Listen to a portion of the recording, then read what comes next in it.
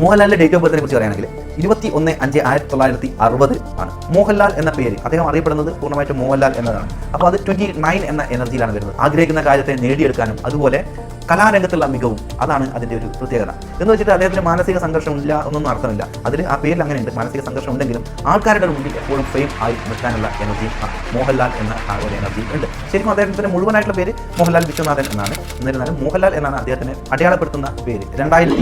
2001 പത്മശ്രീ ലഭിക്കുന്നത്. അതായത് 2+00 1, അതായത് ടോട്ടൽ ചെയ്ത് കഴിഞ്ഞാൽ 3ന്റെ എനർജിയാണ്. അതേപോലെ അദ്ദേഹത്തിന് പത്മഭൂഷൺ ലഭിച്ചു. അത് ഈ അടുത്താണ് 2019 ലഭിക്കുന്നത്. 2019 എനർജി എന്താണ്? വീണ്ടും 3 ആണ്. അദ്ദേഹത്തിന്റെ ഫേമസ് ആയ ഹിറ്റായിട്ടുള്ള പടങ്ങളും 3ന്റെ എനർജിയിൽ കാണാം. അതേസമയം അദ്ദേഹത്തിന്റെ ഓപ്പോസിറ്റ് എനർജിയിൽ വരുന്ന നമ്പറിലായിരിക്കും അദ്ദേഹത്തിന് കൂടുതലും ഫ്ലോപ്പ് ആയിട്ടുള്ള വർഷങ്ങളും ഉണ്ടായിട്ടുണ്ട്.